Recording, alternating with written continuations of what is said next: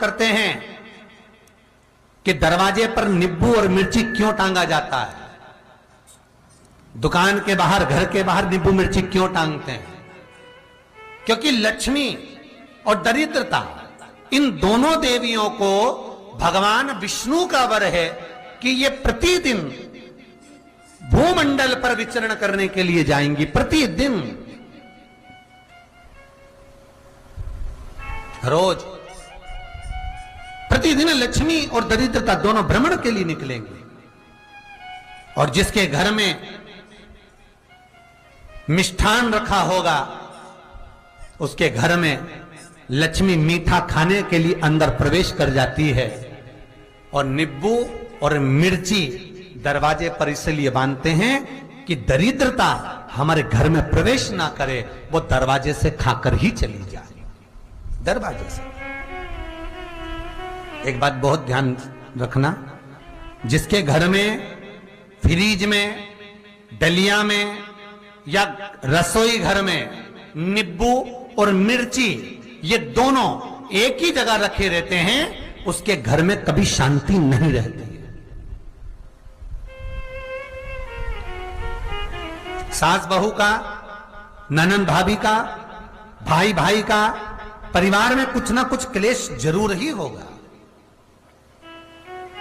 4 दिन अगर अच्छे निकल गए तो 5वें दिन क्लेश का जाएगा, 5 दिन अच्छे निकल गए 6ठा दिन क्लेश का जाएगा। कुछ ना कुछ, एक जरा सी कटोरी पड़ी है उसके पीछे विवाद चालू हो जाएगा, जरा सा पानी ढुल गया उसके पीछे विवाद चालू हो जाएगा, बेडशीट बदल रहे थे उसके पीछे विवाद चालू हो जाएगा, पति कक्ष में आया विवाद चालू हो जाएगा, तुमने एक शब्द कहा, कोई लड़ाई की बात नहीं करी, फिर भी विवाद चालू हो जाएगा। समझ लेना कि घर के रसोई घर में या फ्रिज में नींबू और मिर्ची साथ रखा हुआ है तो वो क्लेश तो देगा ही। पंडितों से पूछोगे, ज्योतिषाचार्यों से पूछोगे, वो कहेंगे मोती पिना दो, कोई कहेगा पितृदोष हो गया, कोई कहेगा कालसर्प दोष हो गया, कोई कहेगा वास्तु दोष हो गया, पर वो आपको ये नहीं बताएंगे कि नींबू और मिर्ची एक डलिया में रखा हुआ है। ये हमारा वेद, हमारा शास्त्र बताएगा कि नींबू और मिर्ची ये दरिद्रता देवी को प्रिय है, और जहां नींबू और मिर्ची साथ रखा वहां दरिद्रता प्रवेश कर जाती है, और दरिद्रता गई तो वो क्लेश उत्पन्न करती है, जिससे इसके घर में सुख ना रहे। सुख नहीं रहेगा तो लक्ष्मी नहीं रहेगी, दरिद्रता उसके घर में आराम से रह सकती है। अब बहुएं कहीं किसी से पूछ रही, सास किसी से पूछ रही, हमारे घर में शांति नहीं, हमारी बहू बहुत अच्छी थी, पहले बहुत क्लेश करती है, हमारी सास बहुत अच्छी थी, बहुत क्लेश करती है, घर में विवाद इतना ज्यादा होता है गुरुजी, जरा सी बात के पीछे विवाद होगा इतना बड़ा फैल जाएगा, पति पत्नी में जरा सी बात होगी इतना बड़ा फैलाना हो जाएगा, बच्चों को थोड़ा सा समझाओ इतना बड़ा फैलाना हो जाएगा। कारण क्या है? उसका कारण है तुम्हारे घर में जरूर एक डलिया के अंदर नींबू और मिर्ची या फ्रिज के एक बॉक्स के अंदर नींबू और मिर्ची रखा हुआ है, उसका क्लेश तुम्हारे यहां रहेगा ही, सदा रहेगा। इसलिए महाराज नींबू मिर्ची दरवाजे पर टांगा जाता है, बाहर संग नहीं, बाहर जाए। एक बात बहुत सुंदर है, जैसे दूध और दही दोनों एक ही झोले में, एक ही बैग में, एक कैरी बैग के अंदर दूध और दही अलग अलग पॉलिथीन में बंधे हुए हैं, अलग अलग डोलची में, अलग अलग डब्बे में रखे हुए हैं। एक व्यक्ति एक ही बैग के अंदर दूध और दही ये दोनों चीज अगर लेकर घर के अंदर आता है तो उसके घर में संपदा की तो कमी आती ही है, उसके घर में संपदा टिकती नहीं है। घर में अगर लाख रुपए रखे हैं तो 3 दिन या 4 दिन के अंदर वो पैसा वापस जाना है। दही और दूध अगर एक ही साथ आया है, एक ही व्यक्ति एक ही झोले में, एक ही बैग में, एक ही कैरी बैग में अगर लेकर आया, उसी तरह नींबू और मिर्ची का भी क्रम है महाराज। कई कई सब्जी वाले उसको एक साथ बांध देते, नहीं नहीं, नींबू भले अलग बैग में डाल लो, पन्नी में अलग बांधकर या झोले में अलग बांधकर मिर्ची रख लो, वो चल जाएगा, पर एक साथ अलग हो महाराज। मेरे को मालूम है दरिद्रता कि तेरे को खट्टा और तीखा पसंद है, इसीलिए महाराज हमारे हिंदू धर्म में बेटी की विदाई में 4 चीजें नहीं दी जाती। बेटी की विदाई में 4 चीजें नहीं देते। पहली, झाड़ू, दूसरी सुई, तीसरी चलनी और चौथा अचार की बरनी। ये बेटी के कन्यादान में, बेटी की विदाई में नहीं देते। बड़ी दे दो, पापड़ दे दो, ये चल जाएगा, पर बेटी की विदाई में, बेटी के कन्यादान में ना तो झाड़ू जाएगी, ना सुई जाती है, ना चलनी जाती है, ना अचार की बरनी जाती है। और मेरा निवेदन है, अगर बेटी को तुम्हारे घर का, तुम्हारे हाथ का अचार कितना भी पसंद हो और बेटी के मम्मी बना के दे दे, नहीं, मत देना, क्योंकि बेटी तन, मन और धन, ये 3 चीजों से दुखी रहेगी। अगर मां ने अचार दे दिया तो बेटी के घर में या तो तन से दुखी रहेगी, या मन से दुखी रहेगी, या धन से दुखी रहेगी। बेटी को ये 3 दुख तो रहेंगे ही। कई लोग तो अपनी बहू से कहते हैं, बेटा तू मायके जा रही, तेरी मम्मी के हाथ का अचार अच्छा लगता है, लिया ना बांध के। अब उनको कौन समझा? तुमने तो कह दिया बांध के लिया ना, पर उसको समझो तो सही, क्यों नहीं लाना है?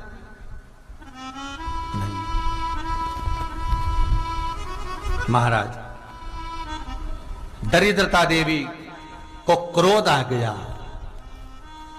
लक्ष्मी जी के साथ नारायण जाने लगे तो लक्ष्मी जी बोली, रुको प्रभु, मेरी बहन पीपल के पेड़ के नीचे बैठी है, आप कृपा करो। भगवान विष्णु ने कहा, सुनो लक्ष्मी, लक्ष्मी और नारायण इस पीपल के वृक्ष के नीचे आकर दरिद्रता देवी से मिले हैं। 7 दिन तक, पूरे सप्ताह पीपल के वृक्ष के नीचे लक्ष्मी और नारायण का वासा होगा। जो पीपल के वृक्ष के नीचे आकर दीप जलाएगा, पूजन करेगा, पाठ करेगा, उसको संपदा की प्राप्ति होगी। इतने में दरिद्रता देवी खड़ी हो गई और दरिद्रता ने कहा, वाह नारायण वाह, क्या बात है आपकी, पीपल के वृक्ष के नीचे तुम मिलने के लिए आए, मैं तो पहले से बैठी थी। 7 दिन तुमने अपने कर लिए, इसमें 1 दिन मेरा होगा। भगवान ने कहा, कौन सा? तब दरिद्रता देवी कहती है, रविवार का दिन पीपल के वृक्ष के नीचे ये दरिद्रता देवी विराजमान रहेगी। अगर रविवार के दिन कोई पीपल के वृक्ष के नीचे आएगा तो उसके साथ दरिद्रता देवी उसके घर में प्रवेश करेगी। इसलिए शास्त्र रीति में भगवान विष्णु ने उसी समय पलटवार करते हुए कह दिया, अरे ओ दरिद्रता सुन, पीपल के वृक्ष के नीचे अगर कोई रविवार को आया और कोई पूजन की सामग्री लेकर आया, हाथ में कुछ ना कुछ उसके हुआ, खाली हाथ आया, तो तू उसके घर में प्रवेश करेगी। और अगर भरा हुआ हाथ रहा तो तू उसके यहां प्रवेश नहीं कर सकती। ठीक है प्रभु, वचन दे दिया भगवान ने। इतने में दरिद्रता देवी भगवान विष्णु से बोली, प्रभु, सारे देवताओं के पीछे अधर्म बैठा हुआ है,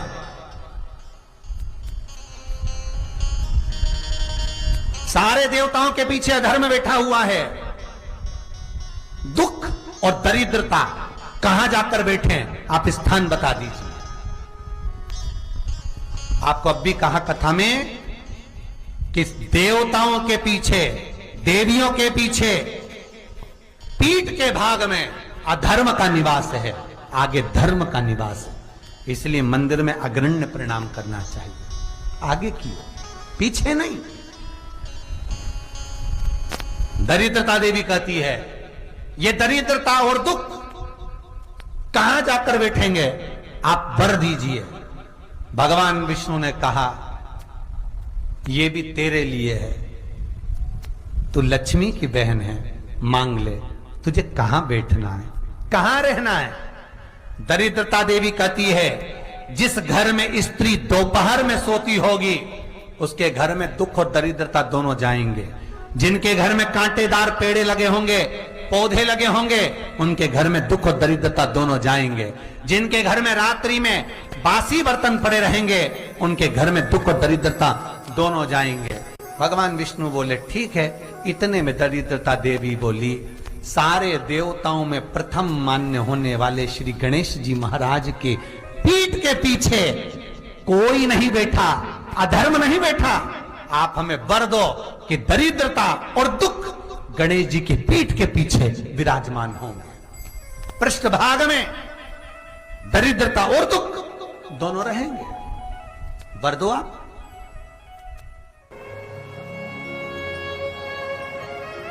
केवल एक मेरा देव अधिदेव महादेव ऐसे हैं, पार्वती मैया जब भोजन परोसती है, आकड़िया की रोटी बनाई, काकड़िया की साग, और परसे माता पार्वती जी पावे भोलानाथ, मन शिव रटोरे, छोड़ दो कपट मन शिव रटोरे। आकड़िया की रोटी बनाई और काकड़िया की साग। पार्वती जी जब जब भोजन बना के तैयार रखती हैं, शंकर भगवान के सामने थाली आती है, शिव जी के सामने जैसी थाली पहुंची, बाबा भोलेनाथ जी के सामने जैसी पात्र आया भोजन का, शंकर भगवान सबसे पहले भोजन करने से पहले नंदी की ओर देखते हैं, नंदी शिव जी की ओर देखता है। तब पार्वती जी 3 बार भगवान महादेव से प्रश्न कर चुकी, ऐसा क्या कारण है कि मैं भोजन बनाकर तुम्हारे सामने रखती हूं और नंदी की ओर तुम मुड़कर देखते हो? भोजन में कोई कमी रह गई, भोजन में नमक रह गया, भोजन में मिर्ची रह गई, भोजन में घी रह गया, भोजन में क्या कमी रह गई कि मैंने थाली रखी और तुमने नंदी की ओर देखा? ऐसा है क्या? पति भोजन करने बैठे और पत्नी ने थाली लगा के रखी और पति अपना मोबाइल देखता रहे, तो पत्नी को गुस्सा नहीं आएगा? तुम्हारा मोबाइल जरूरी है कि भोजन जरूरी है? किससे चैटिंग चल रही है? क्या है ये? किससे बात चल रही है? क्या हो गया ये मोबाइल में क्यों लगे रहते हो दिन भर? भोजन की थाली सामने रखी है ना। माता पार्वती जी ने शिव जी के सामने भोजन की थाली रखी और भगवान शंकर भगवान ने नंदी की ओर मुख कर कर देखा। जो नंदी की ओर देखा तो पार्वती जी ने गुस्सा कर दिया। माता पार्वती जी बोली, प्रभु एक बात बताओ, मैं रोज भोजन की थाली लाती हूं और आप भोजन की थाली देखकर नंदी की ओर देखते हो, ऐसा है क्या?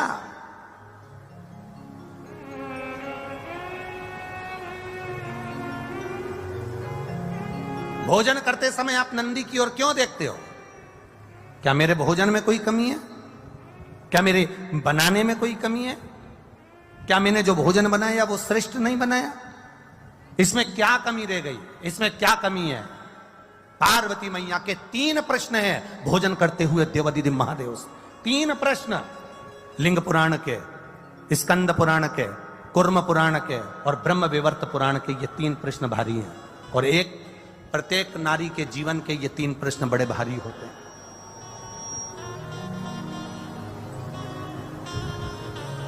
ब्रह्म विवर्त पुराण में भी ये वर्णन किया गया। प्रश्न कर लिया, क्या कारण? क्या ये नंदी को तुमने देखा क्यों और नंदी ने तुमको देखा क्यों? क्या बात क्या है? शंकर भगवान उस समय पर मौन होकर, मेरा देवाधिदेव महादेव, त्रिकालदर्शी, कालाधिपति, मेरा विश्वनाथ, मुस्कुरा दिया।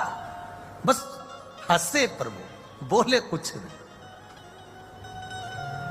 जब कोई प्रश्न बड़ा भारी होता है ना और कुछ अच्छा ही होता है ना, तो मुस्कुराया जाता है। कभी कभी पति भी मोबाइल चलाते चलाते, भले वो बेचारा किसी से चैटिंग नहीं कर रहा, पर पत्नी ने कहते तुम रोज लगे रहते हो चैटिंग में, किससे बात कर रहे हो? वो मुस्कुरा देता। वो मुस्कुराया, बस पत्नी समझ गई जरूर कोई बात है। सही बता दो मुझको, क्या बात है? जल्दी बताओ मेरे को, किससे चैटिंग चल रही थी? लाओ दो मेरे मोबाइल मेरे को हाथ में। पति ने अपना मोबाइल भी दे दिया, ले, और किससे बात चल रही थी वो भी दिखा दिया। तो वो तो केवल व्हाट्सएप खोल के मैसेज देख रहा था, तो तुम मुस्कुरा क्यों रहे? कारण क्या? अरे आकड़िया की रोटी बनाई, काकड़िया की साग, और परसे माता पार्वती जी, और पावे भोलानाथ, मन शिव रटोरे, और छोड़ दो कपट मन शिव रटोरे। पार्वती जी ने पूछ लिया, आखिर बात क्या है?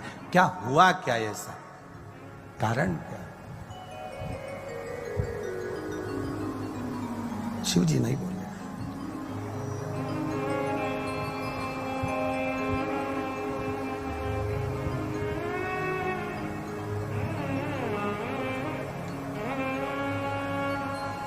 शिव जी नहीं बोले। थोड़ी देर बाद मां जगत जननी जल का पात्र लेकर आई।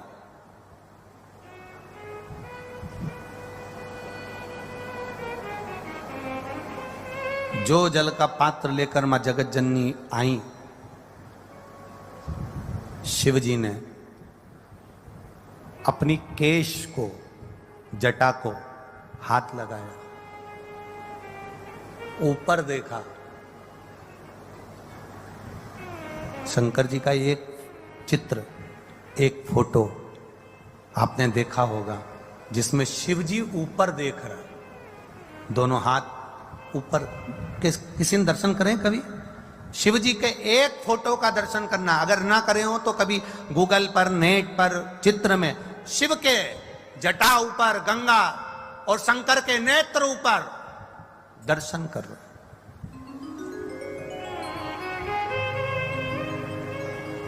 पार्वती जी ने फिर प्रश्न कर लिया, मेरे एक प्रश्न का उत्तर नहीं दिया आपने। मेरा दूसरा प्रश्न है, मैं आपके लिए जल लेकर आई तो आपको ऊपर देखने की क्या जरूरत थी? अगर मैं जल लेकर आई हूं तो ये ऊपर देखने की क्या जरूरत है? क्या है ऐसा ऊपर?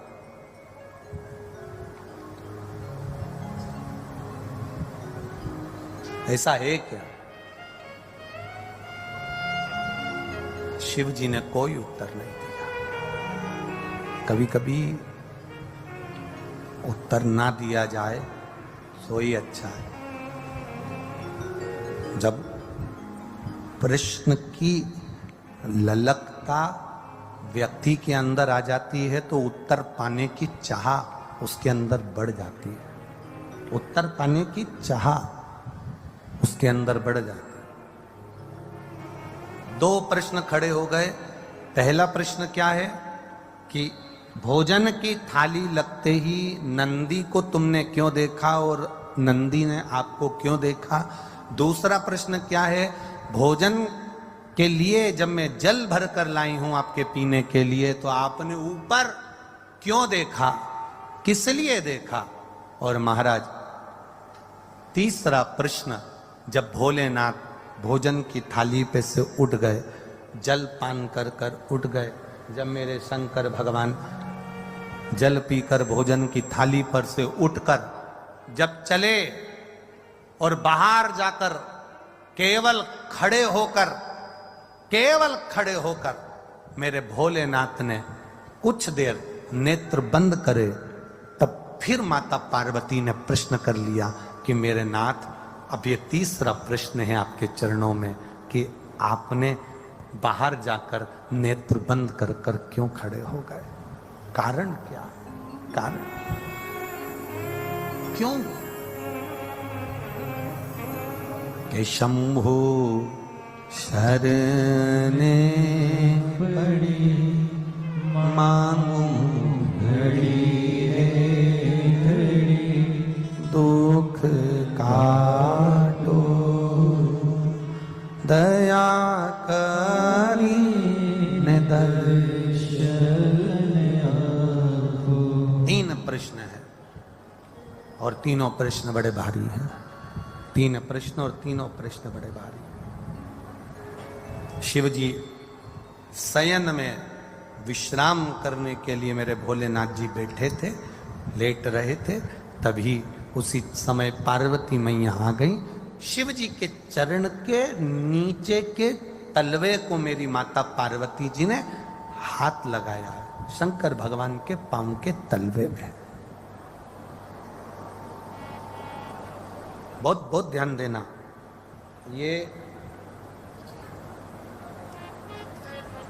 ये शिवलिंग जलाधारी, ये जो चरण पे से जल नीचे गिर रहा है वो स्थान, बहुत बहुत ध्यान देना थोड़ा सा हो। ये शिवलिंग जलाधारी, यहां से जल अशोक सुंदरी के पास में से नीचे की ओर गिर रहा, ठीक है। बेलपत्र नहीं है आपके पास चढ़ाने के लिए, मत चढ़ाओ। जल नहीं है चढ़ाने के लिए, मत चढ़ाओ। अक्षत नहीं है चढ़ाने के लिए, मत चढ़ाओ। पुष्प नहीं है शिव जी को चढ़ाने के लिए, मत चढ़ाओ। शमी पत्र नहीं है, मत चढ़ाओ। पर किसी शिवालय में, किसी शंकर के मंदिर में अगर तुम गए हो, तुम्हारे पास में कुछ भी नहीं है, जो भी भगवान का दर्शन तुमने किया है तो यहां से जो पानी नीचे गिरता है उस गिरने वाले स्थान पर मात्र अपने हाथ का 3 बार स्पर्श कर कर बाबा से दिल की बात कहकर आ जाओ तो मन की मुराद बाबा पूर्ण कर देता है। वो सहज प्रसंग है।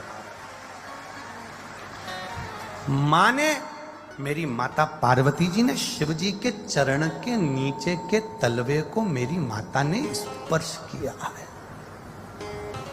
आज बाबा बैठे हुए और माता ने चरण के तलवे को स्पर्श किया।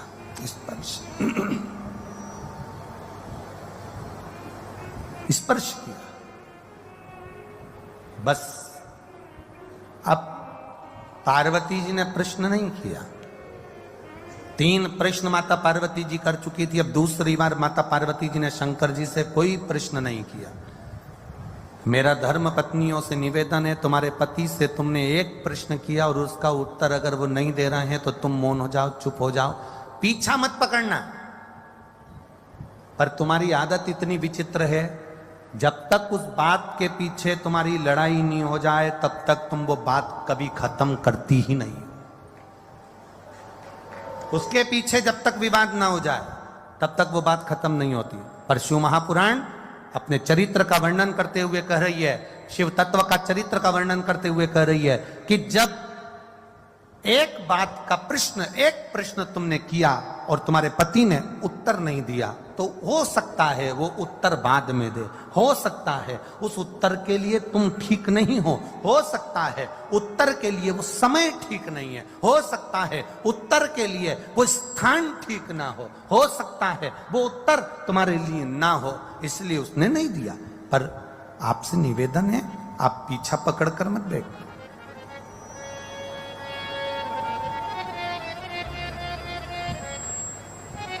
कई माताओं की आदत होती है, कई आवाज पकड़ रहा है, गला पकड़ रहा है। कई माताओं की आदत रहती है, पीछे के गए हुए लोगों को ज्यादा उखाड़ते हैं। पीछे का जो समय चले गया ना उसको उखाड़ते हैं। वो तो मैं उस दिन से जानती हूं जिस दिन से शादी करके आई हूं ना, 3 दिन नहीं हुए थे और तुम्हारी बहन ने मेरे साथ जो जो करा है ना, मैं सब मालूम है मेरे को। अब जब लड़ाई होती है तब वो 3 दिन, उसके पूरे 70 साल की हो गई पर वो 3 दिन खत्म नहीं हुए। उसके 3 दिन उसके चालू है।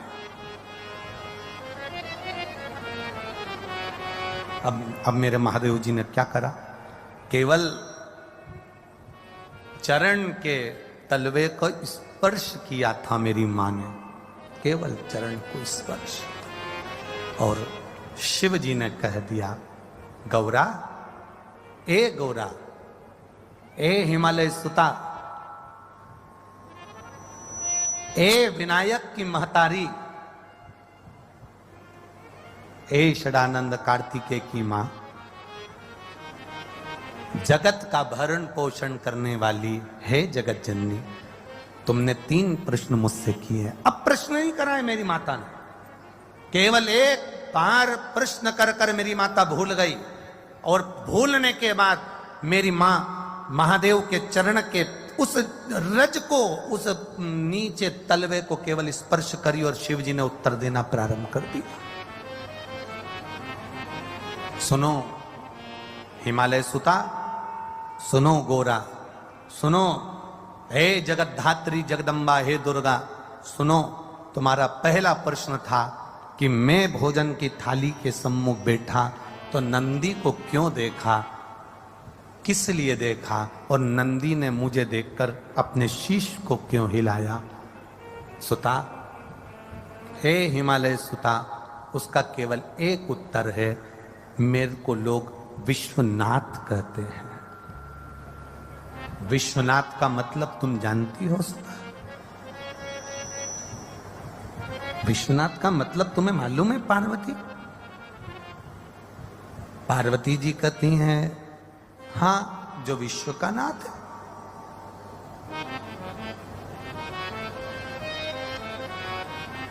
शिव जी ने कहा, पार्वती, कोई 7 ताले में भी बंद हो जाए ना मेरे भोजन के पहले कोई 7 ताले में भी बंद हो गया, मेरे भोजन के पहले उसके पेट भरना चाहिए। विश्वनाथ का मतलब है कोई अनाथ ना रहे, सबका उदर पोषण हो, सबका पेट भरे। जब तू थाली रखती है, मैं नंदी को देखकर पूछता हूं, क्या सारे संसार के जलचर थलचर वायुचर कितने, एक भेल मछली है, एक बड़ा सा हाथी है, एक बड़ा सा जानवर है, एक बड़ा सा जीव है, हजारों मछलियां करोड़ों जीव उसको खाते हैं, एक साथ उसके पेट भरने में, एक बड़ी भेल मछली का पेट भरने में हजारों टन भोजन लग जाता है। तो महादेव पूछते हैं, भगवान देव पूछते हैं, भगवान शिव पूछ रहे हैं, पार्वती मेरा नाम विश्वनाथ है, मेरा नाम विश्वनाथ है, मैं नंदी से पूछता हूं क्या सबका पेट भर गया? जब सबका पेट भर जाता है तब मैं फिर भोजन को ग्रहण करता हूं, क्योंकि घर का पिता भोजन करने बैठता है, या तो पिता या माता, दोनों में से एक ऐसे होते हैं जो सबको भोजन कराने के बाद आमरस बनाया है, खीर बनाई है, दाल बाटी बनाई है। पहले घर की बूढ़ी माँ, घर का बड़ा व्यक्ति सबके लिए पूछेगा, क्यों छोटा बेटा खा गया, बड़ा बेटा खा गया, वो पोते ने खा लिया, नाती ने खा लिया, पंती ने खा लिया, सबका पेट भरता है, उसके बाद फिर अपना पेट भरता है।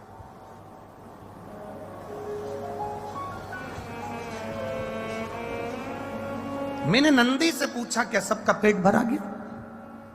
नंदी ने शीश हिलाया, ठीक है। अब मुझे दूसरा प्रश्न का उत्तर जो था, देवादिदेव महादेव ने कहा, सुनो पार्वती जी, जिस समय तुम जल का पात्र लेकर आई थी, उस जल के पात्र को जब मेरे सामने लाकर दिया था तो मैंने ऊपर अपने नेत्रों को करा, हाथ उठाए, नेत्रों से मैंने ऊपर देखा। उस समय में मां गंगा से पूछ रहा था, गंगा, ए गंगा,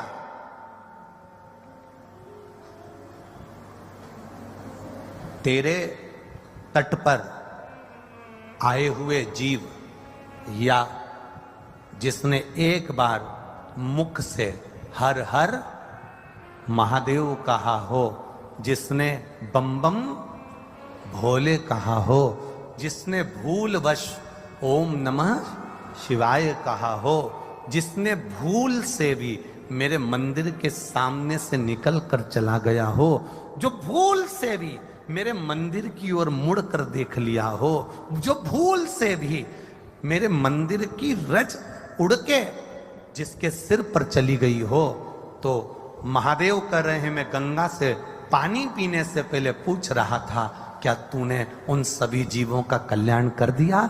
जब गंगा का इशारा हुआ तब मैंने जल का पान करना प्रारंभ करा। शिव गंगा से पूछते हैं।